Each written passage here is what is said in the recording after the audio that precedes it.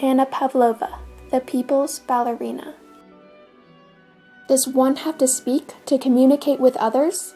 Anna Pavlova, the Russian ballerina, communicated with thousands of people across the globe without ever saying a word.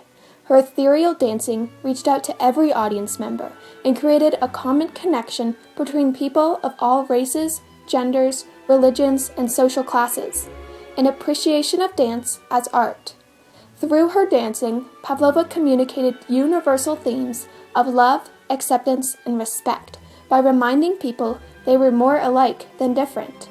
She became a role model for traditional dancers and women by breaking gender and racial barriers, and demonstrated that everyone deserves to be treated with respect. In the short term, her extensive touring around the globe in the early 20th century spread ballet worldwide and inspired thousands of dancers. In the long term, her use of ballet as a platform to communicate a vision of artistic expression, regardless of background, combined with an acceptance of non-European dancing culture, was groundbreaking at her time and still resonates today. In the late 1800s, ballet had declined in Western Europe. People considered ballet a court luxury, not an experience for common people. Ballet had rarely been seen in countries outside of Europe, especially Russian ballet. There were very few theaters that were equipped with suitable conditions to dance in, leading to further decline. During this same period, white European men had a common attitude of cultural superiority.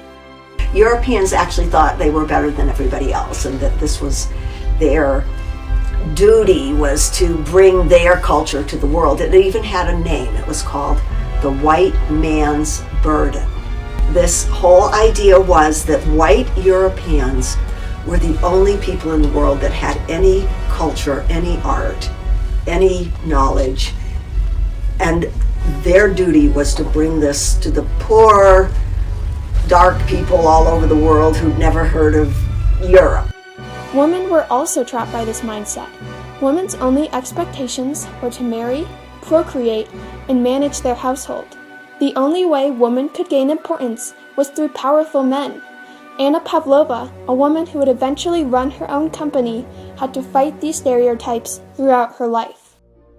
On January 31st, 1881, Anna Pavlova was born to a poor, unmarried laundress in Russia.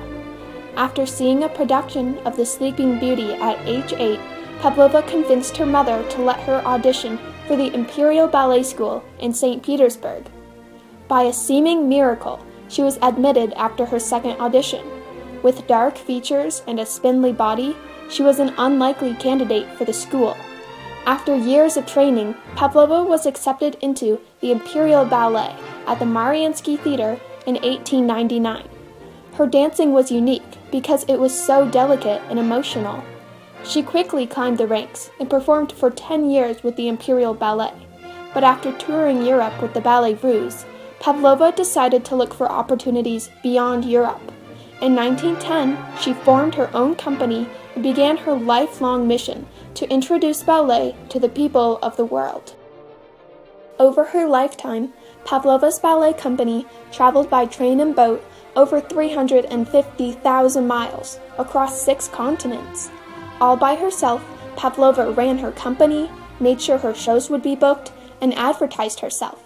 From 1910 to 1931, her company performed in North America, South America, Japan, China, India, Burma, Australia, Egypt, South Africa, and more.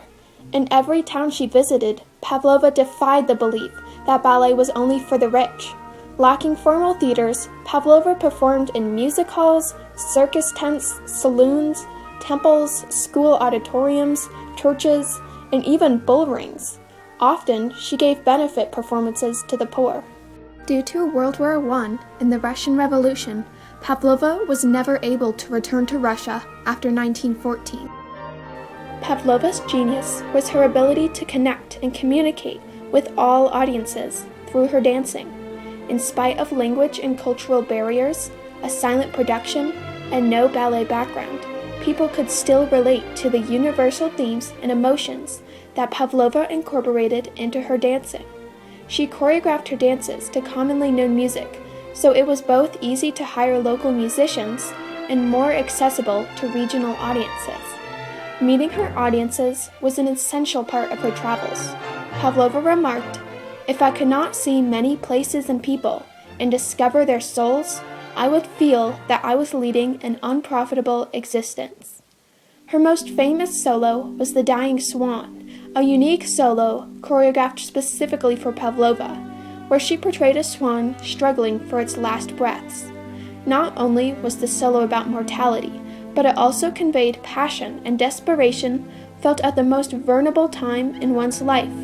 Soon, the swan became Pavlova's brand. People instantly recognized who she was and demanded the solo to be performed at every show. Pavlova performed The Dying Swan almost 4,000 times throughout her life. Once, while adoring fans lingered outside of her window, Pavlova's maid told her, "Madame, one can easily appreciate their feelings. You make them forget for an hour their sad, hard lives, their sorrows, their poverty. They come to thank you." Through her dancing, Pavlova introduced different cultures to each other without any judgment or prejudice. Contrary to the mindset of most Europeans, she believed that art is in no sense racial, nor does it know geographic limits, but it does have the capacity to reflect, without intrusion, national spirit. In her travels, Pavlova learned traditional dances and incorporated them into her performances. Her dances Oriental Expressions, Radha and Krishna, Ajanta Frescoes, and Mexican dances all reflected the dance forms she learned in India, Japan, and Mexico. Furthermore, Pavlova didn't pressure people of other countries to adopt European styles of dance. Rather, she encouraged new performers to learn their own traditional dances and culture. As an example, Pavlova supported Uday Shankar in learning traditional Indian dance. He helped choreograph some of Pavlova's Indian-inspired programs, and later became a famous Indian choreographer and dancer. Quickly, Anna Pavlova, known as the incomparable Pavlova, became an international celebrity. The public took great interest in her fashion and private life. Companies showed her advertising products, from makeup to pianos. With so much global attention, Pavlova's message could be broadcasted worldwide. In the short term, Pavlova communicated a love of ballet and international dance that has never died. Even decades after the show, people never forgot the experience of watching Pavlova perform. Her tours inspired the establishment of many dance institutions, like the Australian Ballet. In the long term, Pavlova respected traditional dances by learning them and incorporating them into her performances, a positive direction for ballet that continues to progress. As Jennifer Fisher, a dance historian, said, Pavlova began a trend toward including many more non-Western influences on ballet. Through this progression, ballet has become more diverse and therefore more accessible to audiences. While dancing across the world, Pavlova told Europeans that there was beauty in people who didn't look like them. By communicating through movement and actions, Pavlova inspired cultural acceptance by demonstrating that while Europe did have a rich culture, it was not the only culture, nor the best. Anna Pavlova danced for the world until the day she died. After refusing a life-saving operation because it would stop her from dancing, Pavlova finally succumbed to pneumonia just before she turned 50 in 1931. She was in the middle of a tour and had performances scheduled for the very next day. It was said that her last words were, "Prepare my swan costume," in preparation for her next performance. Although Pavlova had fulfilled her childhood aspirations beyond what she had ever imagined, she was never finished with her mission. There were always more people she could impact with her dancing. Frederick Ashton, one of the many people who were inspired to become a professional dancer after watching Pavlova dance, said that her name can never die, and such a living and passionate spirit must continue to haunt the world to which she gave so much delight and inspiration.